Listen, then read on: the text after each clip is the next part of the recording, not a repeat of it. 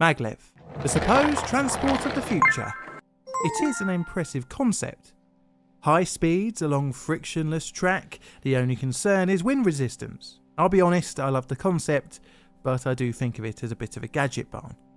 You may be wondering, why is John giving me his opinion on a semi-futuristic mode of public transport? Well, because no one else will listen to me at home.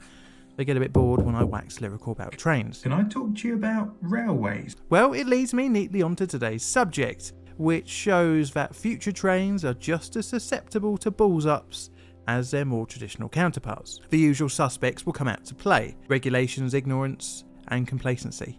Today, we're looking at the Transrapid Larton train collision.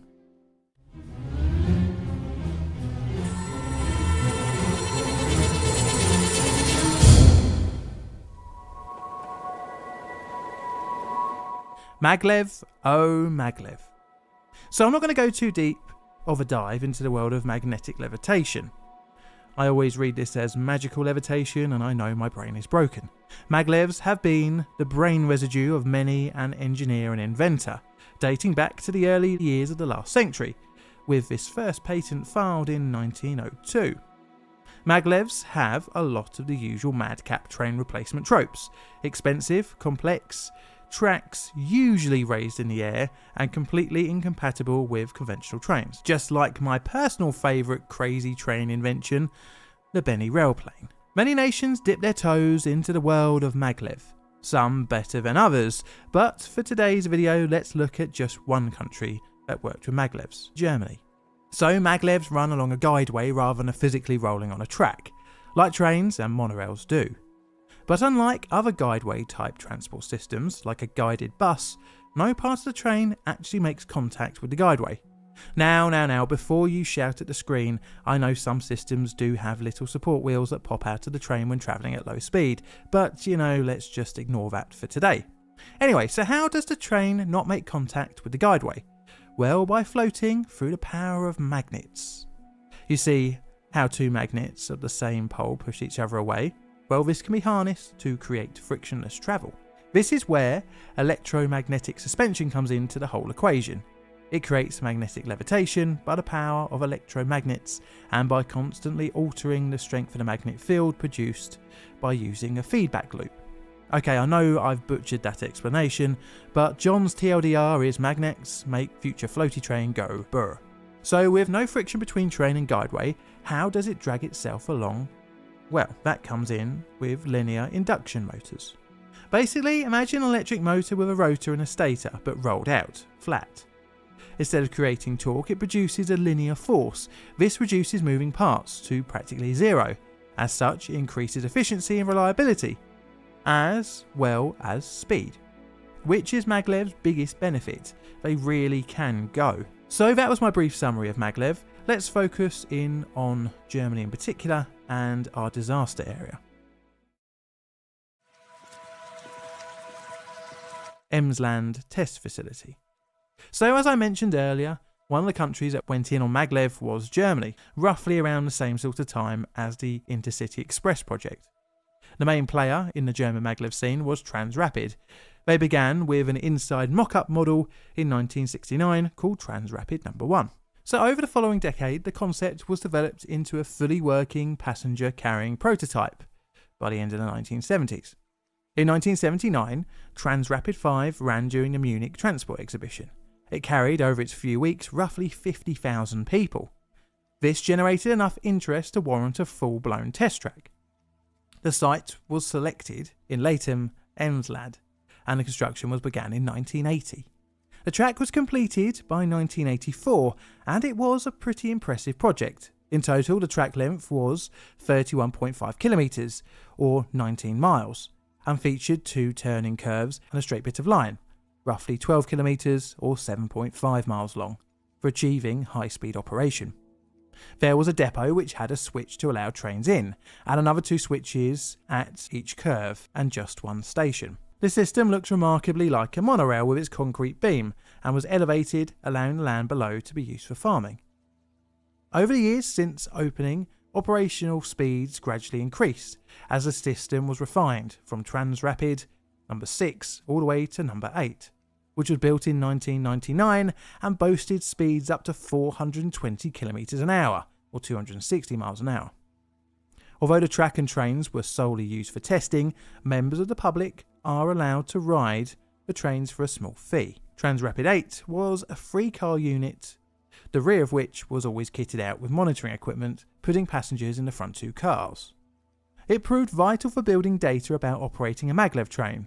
The system didn't really receive a widespread rollout apart from the Shanghai maglev, which is kind of cool. The line at the test track was a single vehicle only operation, which meant signalling wasn't too much of a big deal, instead relying on radio communications for train movement authorities.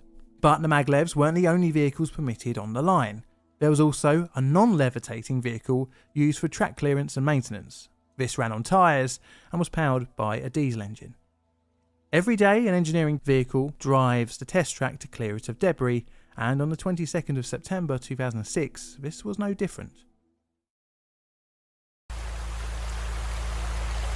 The collision. It is the early morning of the 22nd of September 2006, and a 60 metric ton, 10 metre or 33 feet long maintenance vehicle makes its way out of the depot building onto the test track. Two workers are aboard and they go about their usual business checking the track for the morning's test runs. The vehicle has one driver's cab at one end, with his engine at the other. Meanwhile, the 31 passengers for the first test train of the day are congregating in the visitor centre. They are mostly employees of suppliers of the test site. Some 7 test site employees, 9 employees of a local elderly care centre, and a couple invited as guests of an employee. At 9 a.m, the train is ready for boarding. 2 staff are in the rear of the train manning the monitoring equipment, and one makes their way to the front. He will be the morning's driver. At roughly 9:30, the maintenance train pulls up to the column before the switch to allow it back into the depot. The driver's cab is at the north end, and both workers sit inside awaiting radio clearance that the route is set for the depot building. But nothing can be heard. The line dispatcher doesn't reply to the maintenance vehicle's requests. The maglev train is scheduled to leave the small station at 9:40 a.m. At 9:43, the train slowly rolls forward but then abruptly stops. This momentary build of excitement is just for a brake test. The driver radios line dispatch for permission to begin the test run. 9 minutes later, power is fed to the track and clearance is given. The time is 9:52 a.m. In the passenger cabin there is a screen that displays the train's current speed. It sharply increases, then speeds up to 140, 150, then 160 kilometres an hour. The train in just a few seconds is close to the speed limit of the day's first run. Meanwhile, the maintenance vehicle is still on the line. Just 57 seconds after departing, the train's emergency brakes come on, but the impact is unavoidable. Transrapid 8 slams into the engineering vehicle.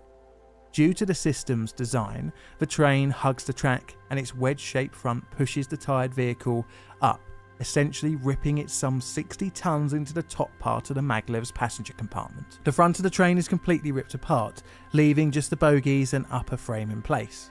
The maintenance vehicle is pushed back 300 metres, or 985 feet.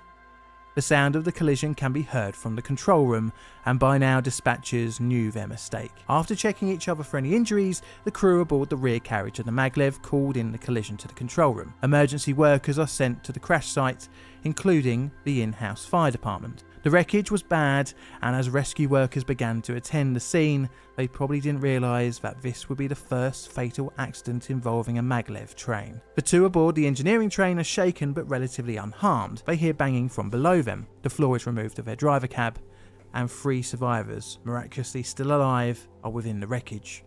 They are helped to safety. Escape chutes are deployed at the rear of the maglev, and some survivors manage to escape. Over 200 emergency workers would attend the scene, cutting up parts of the maglev, trying to recover survivors and bodies. A crane is used to remove the engineering vehicle and large pieces of debris. When a body is found, it is laid out on the trackway, photographed for identification, and then taken away. In total, 23 would be dead. 8 would survive the crash. By the afternoon, all dead and alive were recovered. The wrecked train would remain on the track until November.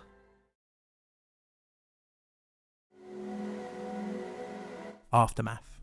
So how did such an easily avoidable disaster unfold?